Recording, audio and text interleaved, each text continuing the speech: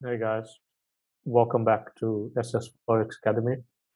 So in today's video, we're going to cover what trend lines are and how to identify trend lines, obviously on your chart, and what is the purpose of analyzing using trend lines.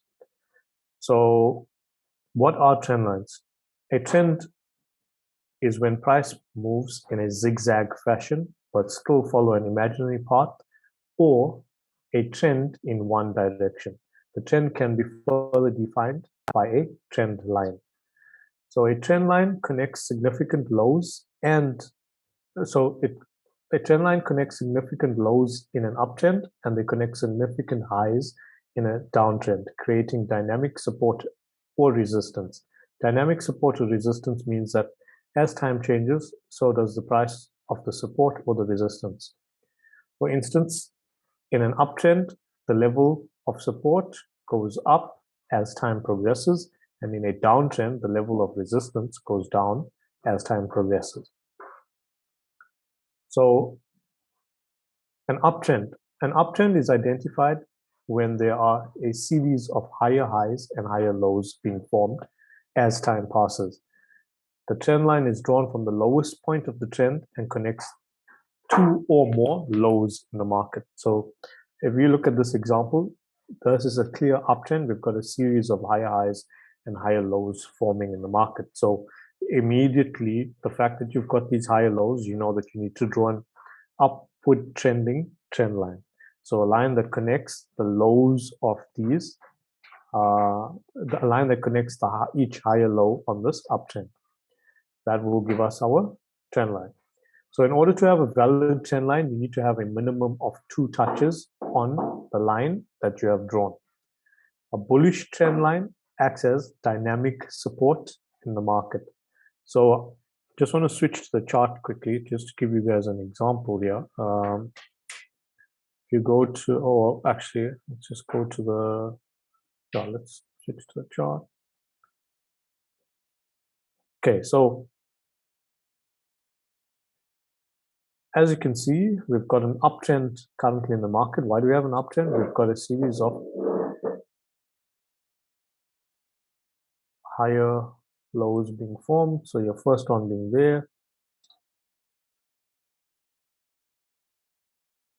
Next higher low was there. Next one was there. Next one was there. So what you would do from there is you take your line or arrow tool and you would basically simply just connect these lows, right? So you can see that price respected 1 time, 2 time. Upon the 3rd touch, you know you've got, so this was our 3rd touch down here. That is a valid trend line, right?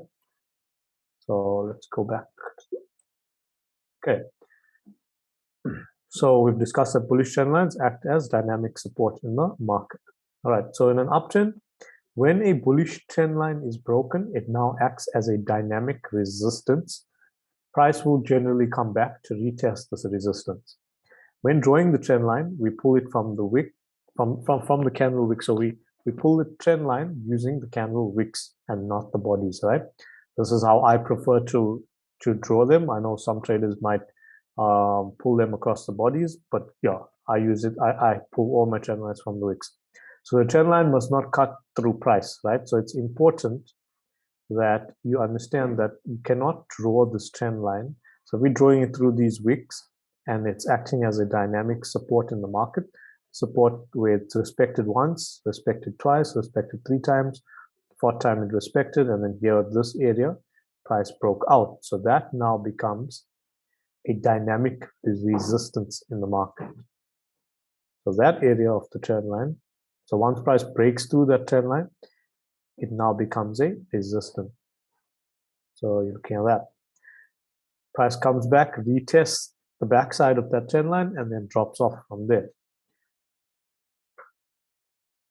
So it's important now that you understand that you cannot draw a trend line cutting through price. So for instance, if you were drawing a trend line across here, or across this area, right? And then you pull it cutting through all these bodies, and you tell me that this is a trend line that you've drawn.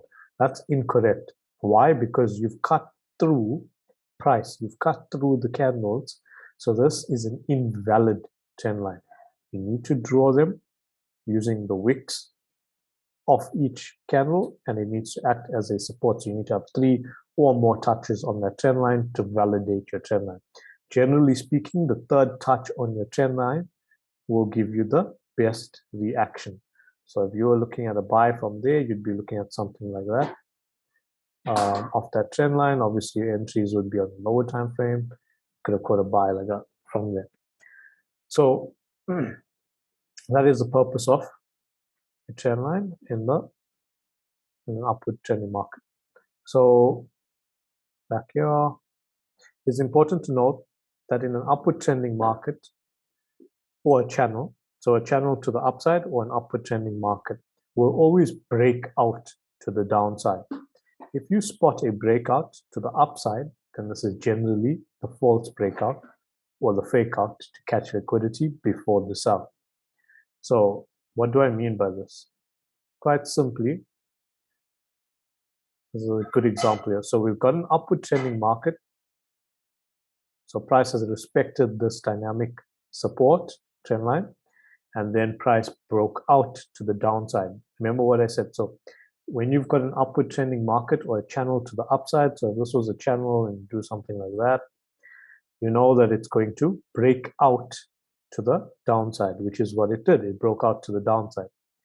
It cannot break out to the upside. If it breaks out of this channel here, for example, if it does what it did here, so this area is what we call a fake out. Price cannot break out to the upside. This will not be regarded as a breakout, retest, and a climb. It will always, so in an upward trending market, it will always break out to the downside. And likewise, in a bearish trending market or a downward trending market or a downward channel, price will always look to break out to the upside. So let's see, we've got an example. So here, for example, right, got a downward trending pattern happening in this area, and pull your trend line, get a trend line running across there. Notice what happens. So first touch, second touch was here, third touch there, and then price breaks out to the upside. Say we find another example.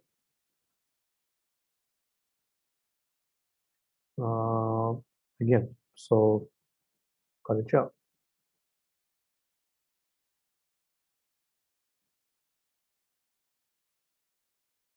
Okay, so first touch there, second touch here. Let's move this up a bit. Okay, so first touch here. So that first touch was there. Got a second touch there. Got a third touch, which was here. It gave us some sort of a breakout. Came back to retest the backside of that trend line, and then eventually broke out. So downward trending market broke out to the upside. That's the key factor that you need to remember. Okay, let's go back to the chart, to the PDF. Okay, so in a downward trending market or a downtrend is identified when there are a series of lower highs and lower lows being formed as time passes, right? So if you look at this example here, you can see there's a series of lower highs, lower lows, lower highs, lower lows, lower highs, lower lows. So I'll go into more detail on this when we go into when we go into market structure. I've got a couple of videos in this course which will address how to identify structure. So a trend line is drawn from the highest point of the trend and connects 2 or more highs. So in this case, so on an uptrend, your trend line is drawn from the lowest point of the trend and connects 2 or more lows. Now for a downtrend, it's opposite. The trend line is drawn from the highest point of the trend and connects 2 or more highs in the market, right? So in order to have a valid trend line, you need to have a minimum of 2 touches on the line that you have drawn. We've discussed that. And a bearish trend line acts as dynamic resistance in the market. So this is obviously now your new dynamic resistance that has formed in the market.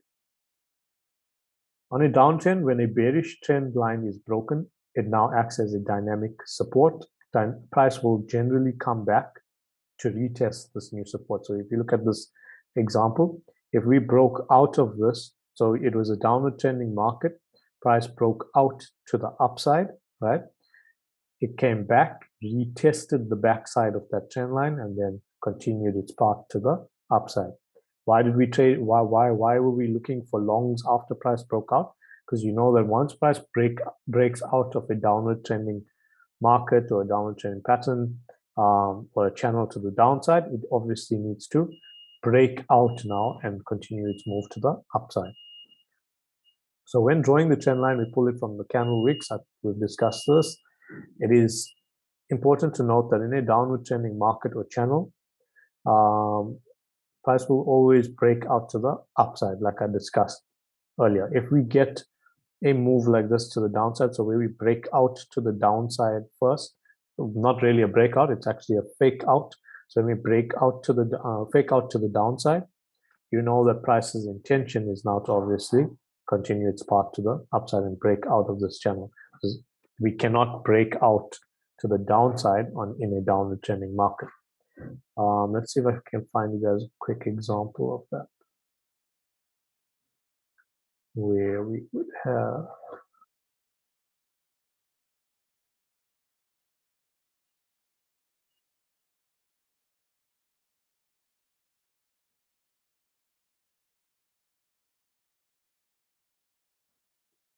okay, here for example, there's it. So we've got this occurring here, downward trending market happening here, and we've got, if you look at it, we've got some sort of channel happening here, right? So again, let's see, we've got price respects one time, two time, third touch was there, right? So that's your third touch. But on the bottom, on your dynamic support, we've got price respecting once, respecting twice, and on the third time, it breaks out, it fakes out to the downside, collects the liquidity below this trend line. So this was a fake out. You identified this as just a fake out, cannot break out to the downside. It will always fake out to the downside and then push up and continue its path to the upside. So now it's broken. It's now broken its this channel and pushed to the upside. Okay.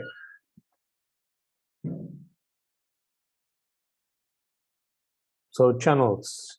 Another thing to look for is channels. Channels are comprised of two parallel trend lines with price bouncing between them, just like the example that I've just showed you.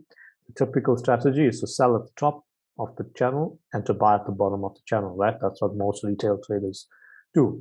So usually traders look for patterns at the trend, patterns in the trend that create trade opportunities. Channels provide a context in which high probability patterns are identified. In addition to trading with the trend, traders may sell off the top of the channel or buy at the bottom of the channel, regardless of the trend direction. So if you get a pattern that forms at either area, whether it's the top of the channel or the bottom of the channel, you would look for your Gartley, your butterflies, your fib lineups, etc. You might get some head and shoulder patterns. You might get inverted head and shoulder, etc. Right? So those are confluences as to why you take a setup based on price reacting off those levels or those dynamic support and resistance in the market. Okay, so the types of channels that you do get are rising channel, falling channel, and flat channels. So this would be your rising channel here. Your flat channel is what I've got on here, the example, and then obviously your falling channel would be to the downside, something like this. It's your falling channel. And that basically sums up what trend lines are. It's important to also note, so if we go back to this chart, it's important to note that here on your trend lines, if everybody is selling at the top of your trend line, you've got liquidity sitting above, right? So you've got liquidity that sits there, liquidity that sits there, and liquidity that sits there. Hence the reason why. So if it's a downward trending channel, liquidity is above because everybody's selling when price hits the resistance, right? So majority of your liquidity is going to be sitting above. And what I mean by liquidity is everybody's stop losses are sitting there. So if people took sells up here, that's their stop losses. That's what you'd be looking at. So they would have that. That's what everybody would be doing, right? Retail traders would be selling at these levels, creating liquidity above. Hence why price breaks out to the upside to collect all that liquidity, because majority of the liquidity right till here is sitting above. Price breaks out to the upside to collect all this liquidity. And those retail traders that saw the opportunity and bought at these areas down here. So this one, that. Yeah, so those retail traders that saw the opportunity and bought at these levels, liquidity was now sitting below here.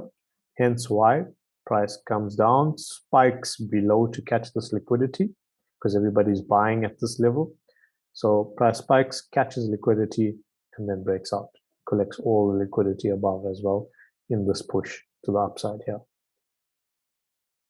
So yeah, hope that clears up trend lines and how to use trend lines.